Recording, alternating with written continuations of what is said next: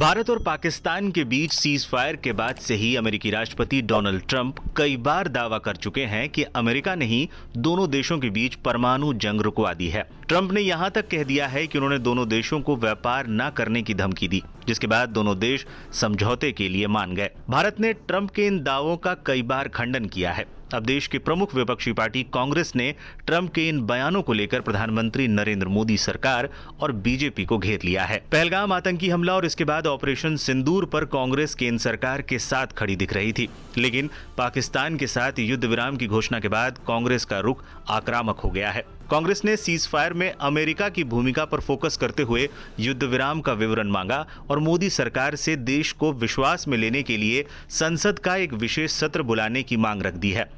हम पहले से ही डिमांड कर रहे हैं, पार्लियामेंट बुलाइए, सभी लोग डिस्कस करेंगे क्या स्थिति है और आगे क्या कर रहे हैं और हम लोग क्या करना, इसके बारे में अगर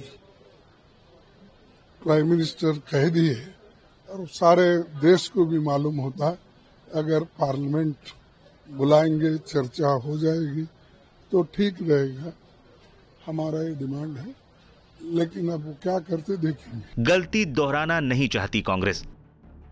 कांग्रेस भले ही अमेरिका की मध्यस्थता वाले दावे को लेकर निशाना बना रही हो, लेकिन उसकी निगाहें कहीं और है। भारत पाकिस्तान के युद्ध विराम पर अमेरिका की मध्यस्थता पर कांग्रेस ने यूं ही आक्रामक तेवर नहीं अपना रखे हैं, बल्कि इसके पीछे 2016 और 2019 की सियासी कहानी छिपी हुई है। मोदी सरकार 2016 में उरी अटैक के बाद पाकिस्तान में सर्जिकल स्ट्राइक और 2019 में पुलवामा हमले के बाद एयर स्ट्राइक के जरिए आतंकियों को मौत के घाट उतारा था। इसका लाभ बीजेपी को चुनाव में मिला भी था। एक बार फिर ऑपरेशन सिंदूर को लेकर सियासी एजेंडा सेट किया जाने लगा है और कांग्रेस इस बार बीजेपी को ऐसा कोई लाभ लेने से रोकना चाहती है। कांग्रेस युद्ध विराम में अमेरिका की मध्यस्थता वाले दावे को लेकर मोदी सरकार को राजनीतिक कटघरे में खड़े करने में जुट गई है। राहुल गांधी और मल्लिकार्जुन खड़गे ने पीएम मोदी को एक पत्र लिखकर संसद के विशेष सत्र बुलाने की मांग भी कर दी है। कांग्रेस इंदिरा गांधी का दे रही है उदाहरण। सीज फायर की खबर आते ही कांग्रेस नेता पवन खेड़ा ने लिखा था, भारत इंदिरा गांधी की कमी महसूस कर रहा है। कांग्रेस नेता सुप्रिया श्रीनेत ने भी अपने सोशल मीडिया अकाउंट एक्स पर लिखा था, अमेरिका की आंख में आंख डालकर पाकिस्तान के 2 टुकड़े कर विश्व का भूगोल बदल दिया था, ऐसी थी इंदिरा गांधी। इस तरह कांग्रेस पूर्व प्रधानमंत्री इंदिरा गांधी के बहाने मोदी सरकार को सीज फायर के मुद्दे पर घेरती हुई नजर आई है। ट्रंप ने फिर किया दावा। बता दें कि ट्रंप ने एक बार फिर भारत पाकिस्तान के बीच हुए सीज फायर पर बेतुके दावे किए हैं।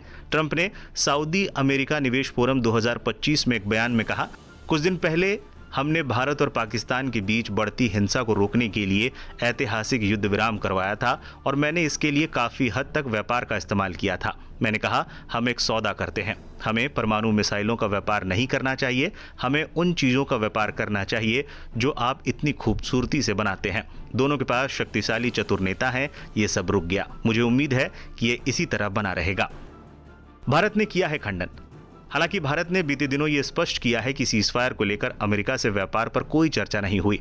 भारत की ओर से सीज फायर की पुष्टि करते हुए विदेश सचिव विक्रम मिस्री ने कहा था, पाकिस्तान ने इस सीज फायर के लिए भारत से गुहार लगाई थी। उन्होंने ये भी बताया कि भारत और पाकिस्तान के बीच डीजीएमओ स्तर पर हुई बातचीत के बाद ही इस पर सहमति बनी थी। पीएम नरेंद्र मोदी ने भी देश के नाम संबोधन में इसी बात की जानकारी दी थी।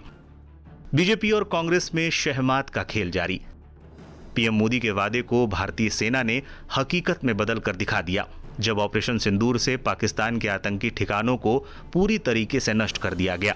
ऑपरेशन सिंदूर के बाद जहां बीजेपी तिरंगा यात्रा निकालकर सियासी माहौल बनाने में जुट गई है, वहीं कांग्रेस पिछली गलतियां न दोहराते हुए ट्रंप की मध्यस्थता के बहाने मोदी सरकार को कटघरे में खड़ा करने की कोशिश कर रही है।